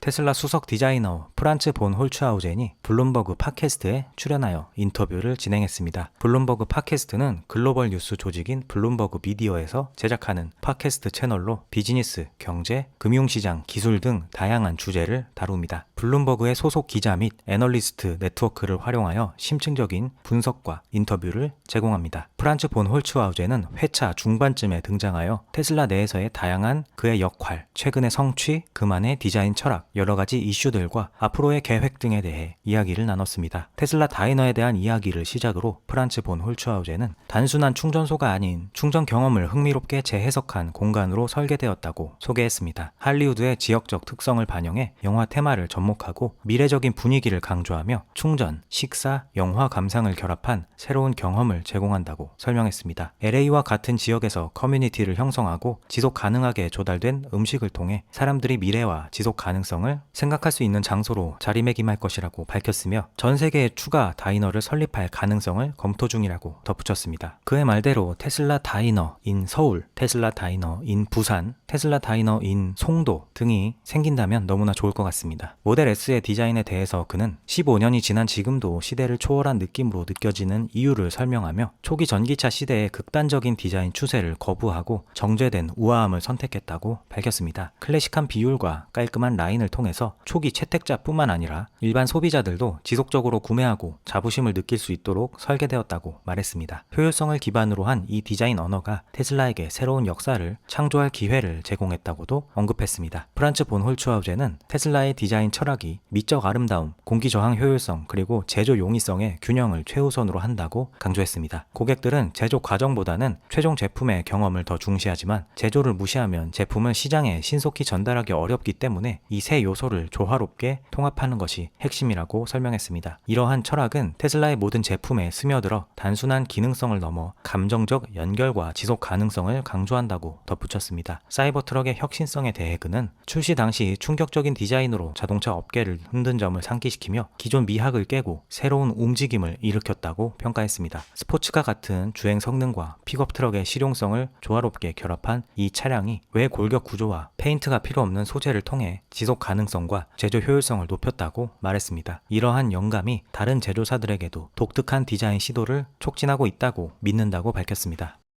로보벤에 관해서는 자율주행 시대를 위한 비전으로 최대 20명, 착석 시 14명을 수용하는 자율주행 벤이 마일당 10에서 20센트의 저렴한 요금을 통해 교통, 소외계층의 이동성을 확대할 것이라고 설명했습니다. 로보벤의 공식 이미지 중에 휠체어를 타고 하차하는 사람이 있는 것도 바로 이 이유 때문일 것입니다. 승객들이 미래적이고 지속 가능한 세상에 들어선 듯한 감정을 느끼도록 디자인되었으며 패션이나 주거 공간처럼 감정적인 연결을 중시한다고 강조했습니다. 특히 미국의 밀집된 도시 지역에서 활용 가능성이 높다고 전망했습니다. 도어 핸들 문제에 대한 우려, 특히 중국 규제에 대해서는 테슬라 차량의 평평한 외부 도어 핸들과 전자식 내부 버튼을 대응하기 위해 전자식과 기계식 릴리즈를 통합한 솔루션을 도입했다고 밝혔습니다. 동일한 레버를 더 세게 당기면 기계식 릴리즈가 작동해 직관적인 사용을 보장하며 이러한 변화로 규제 문제를 자신있게 해결할 수 있을 것이라고 자신감을 보였습니다. 미래 디자인 방향에 대해 프란츠 본 홀츠하우제는 각 제품의 독립적 정체성을 강조하며 기존의 섹시 라인의 디자인 언어를 고수하지 않고 신선하고 미래지향적인 접근을 추구한다고 말했습니다. 자율주행 중심으로 승객의 여가 시간, 회의, 영화 감상, 게임 등을 고려한 하드웨어와 소프트웨어를 설계 중이라고 설명했습니다. 지속 가능한 소재와 제조 방식을 통해 경제적인 가격대의 차량을 제공하고 미국 내 생산을 최대화하며 지역 소재를 활용하는 데 초점을 맞추겠다고 밝혔습니다. 테슬라에서의 장수 비결에 대해서는 뛰어난 팀과 지속 가능하며 흥미로운 미래를 만드는 비전에 있다고 답했습니다. 미적으로 아름답고 지속 가능하며 경제적인 제품을 제공하려는 사명감이 원동력이며 모든 디테일과 밀리미터 단위의 정밀함을 추구한다고 강조했습니다. 이 열정을 멈추는 순간 그때가 떠날 때가 될 것이라고 덧붙였습니다. 대화의 가장 흥미로운 부분은 사이버 트럭의 SUV 버전에 관한 것이었습니다. 사이버 SUV는 얼마 전 공개된 테슬라의 마스터 플랜 4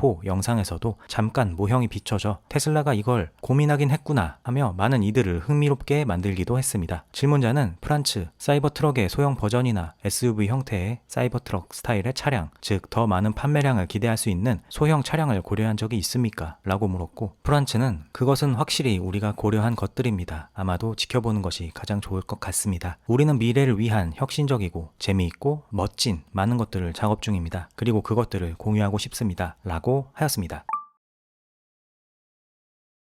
34만 구독자의 전기차 전문 리뷰어 비욘 닐란이 최근 유럽에 배송을 시작한 모델 Y 퍼포먼스 리뷰 영상을 업로드하였습니다. 그는 인사말과 함께 오슬로에 위치한 테슬라 스코이엔 서비스 센터에서 모델 Y 주니퍼 퍼포먼스를 시승했다고 하였습니다. 그는 우연히 친구와 센터를 방문했는데 차가 시승용으로 나와 있다는 소식을 듣고 즉흥적으로 휴대폰으로 리뷰 영상을 촬영했습니다. 노르웨이 번호판이 붙은 이 차는 피렐리 P0 타이어가 장착됐으며 약간 습한 도로에서 테스트를 진행했습니다. 비욘 닐라는 시승차였기 때문에 속도 제한 모드가 켜져 있지만 런치 모드가 가능하다고 설명하며 스포츠 모드에서 가속을 밟았을 때 순간적인 파워가 로켓처럼 강력하게 느껴진다고 평가했습니다. 유럽 버전 모델 3 퍼포먼스는 LG 배터리를 탑재해 출력이 상대적으로 약한 데 비해 이 차는 프리몬트산 파나소닉 배터리 덕분에 최대 출력이 우수하며 모터 변경으로 더 효율적이고 강력해졌다고 강조했습니다. 그런데 이 배터리에 대한 부분은 논쟁의 여지가 있을 것 같아 보입니다. 스탠다드 모드에서는